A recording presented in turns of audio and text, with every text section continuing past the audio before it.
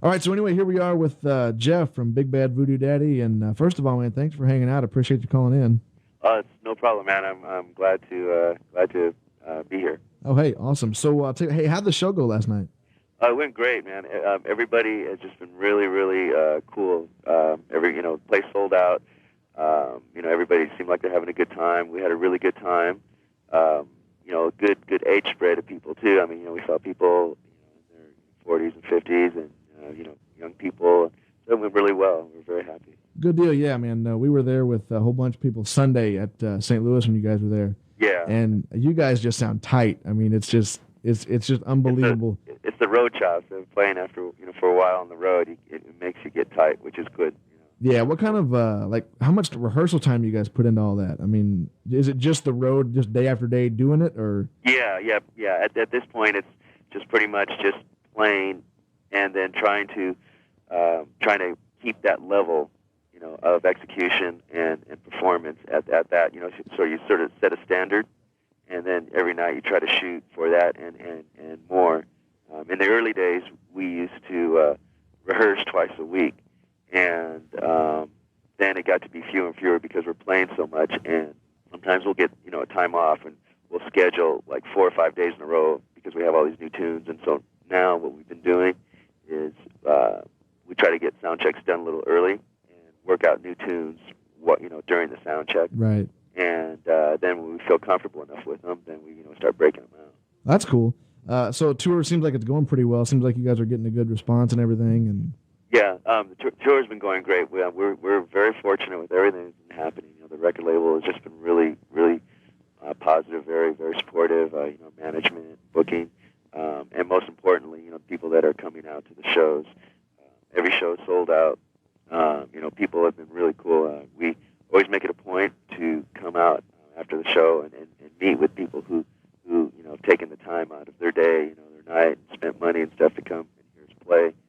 It's something we've always done, and that's just what we do. And that's actually one of the things we really look forward to, because every town, people have been so nice and really polite. Just it's really cool. sure. I'll tell you, I looked up your homepage on the internet, which, by the way, is a very cool page. Well, thank you That's very much. that's some nice stuff. And I was noticing, just going through the homepage, got to your tour itinerary or tour list, or whatever you want to call it, Mhm. and I noticed a lot of Midwestern dates, and I'd never thought about it before, but I mean, there's a lot of Illinois and Missouri and like Ohio. And is this the first time you guys have gotten in this far? I mean, with the success of the Swingers movie and all this, do you guys normally come in and do the Midwestern kind of places, or? Well, I think it's been a thing where it's been just a progression with us.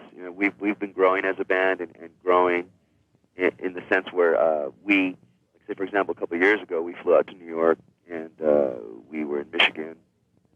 We did a couple fly dates, and then a year or so ago we did a South by Southwest tour. So we plan on coming back a lot more. So while we're talking about touring, I know you and I were talking last night about you guys are going to be going overseas really soon. Hmm. So Yeah. just tell us a little bit about that. Yeah. Now, what's going to be the first leg of that is we're going to go over to England for 2 weeks, and we're going to be through there. Then the next thing will be probably Australia, and then we're going to branch out either maybe back through Europe. We're not Mhm. sure after that. Right. Now, is it, or do you even know, have you heard, you're talking about the pockets where the swing music is big. I know it seemed like it really started in LA, and then New York caught on, and St. Louis is coming around. Is there a lot of that over in the European area, or? Yeah, surprisingly, my parents live in England, and I hear a lot of interesting things. And we get email. We got an email from Australia and a few other countries with swingers, Right. and also we did a thing on Party of Five a while ago. And, Yeah, I do remember that. yeah, and so excuse me, those shows that are broadcast internationally have responded towards us with certain emails. So we've heard a lot of feedback that there's a really good scene happening in England, and there's a really good scene in Australia, a really big scene in Japan. Sure. Now, So what do you attribute all that to? I mean, to me, it seems like, I mean, I've always liked this music. I mean, I had a friend that showed me Sinatra and Dean Martin and these guys when I was in high school. And since then, I've loved it. And I mean, it just seems to me that it all comes back to the good stuff. You know what I mean? Yeah, I mean, well, trends quality, come and go, and quality's always there. Exactly. I mean, something that stands the test of time. I mean, you can do great music, and if it's good music, I don't, at any period of time, people will appreciate it. I'm sure you get this all the time, but it seems like, at least for people like me, growing up in Illinois, who've never heard of Big Bad Voodoo Daddy, I saw Swingers because I heard it was a good movie, and there was Big Bad Voodoo Daddy, and from there I got the Swingers soundtrack, and then I started checking you guys out more. It seems like that's what really got you guys a lot of national attention. And That's just true. how did you get hooked up with that? I mean, was it just the fact that you were in LA where John Favreau was writing it or whatever? Or Well, yeah. For the most part, that's like where the start of the story of this particular Swingers film is.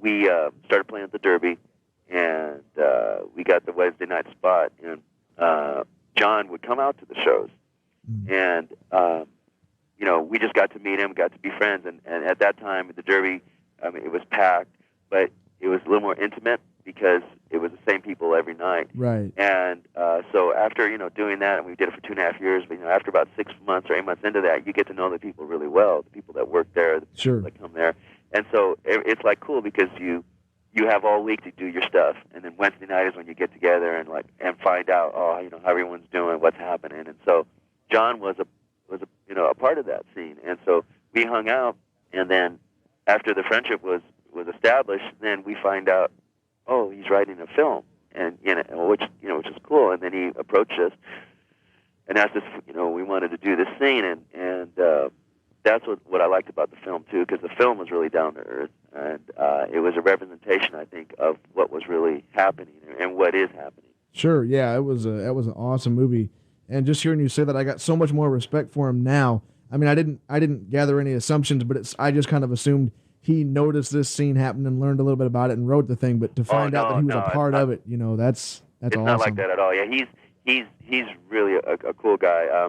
One thing is we didn't realize who he was because he had lost so much weight, No. such a great shape. Because he was Rudy in that. I mean, he wasn't Rudy. He was Rudy's best friend in the movie. Yeah, we actually on the way. Actually, I'm sitting here in the room with a guy. We told him on the way there. We're like, "Have you seen Rudy?" And he's like, "Yeah." We're like, "Remember the big fat guy?"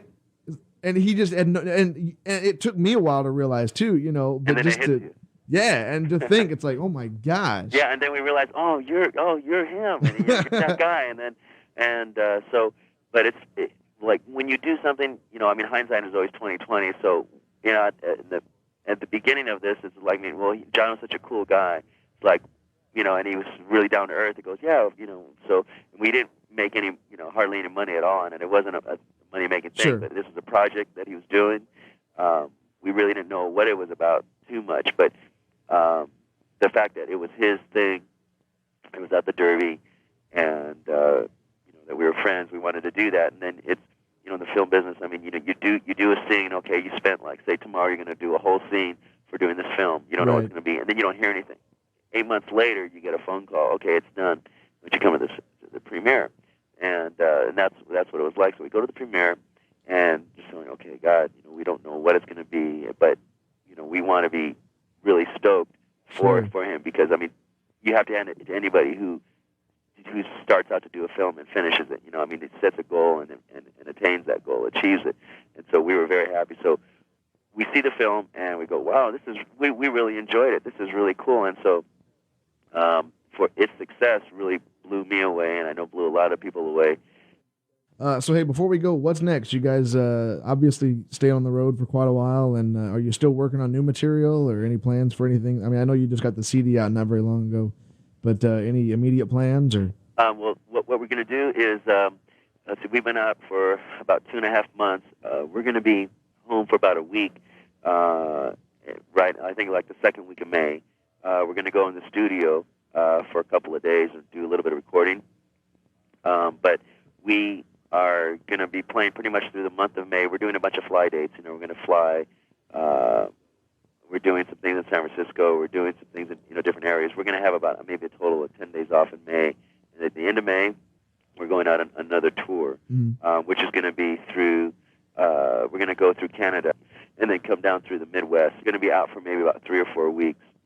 And after that, we are going to actually start getting our European tour together. But we already have songs that we are rearranging and writing new arrangements for. I mean, there's stuff that some things that we've played at the Derby, and actually brand new tunes. I think Scott has like about 5 or 6 brand new tunes. We have enough material for like 2 more albums right now. We're getting the best of what we have, because I think at the beginning of next year, we're actually going to go in and do our second album. Sure, but you definitely do a good job, and thank you very much. Wish nothing but the best for you guys, because you got it coming. All right, well, thank you very much. So, hey, thanks for taking time and just hanging out. I appreciate it so much. And cool. Like I said, good luck to you guys. Well, thank you very much, Ryan. It was nice meeting you, man. All right, you too. This is Jeff Harris, the Big Bad Voodoo Daddy, and you're listening to Miff Till Midnight on WGRN 89.5. This is Jeff Harris, the Big Bad Voodoo Daddy, and stay tuned for the tabloid news with Jamie on Miff Till Midnight.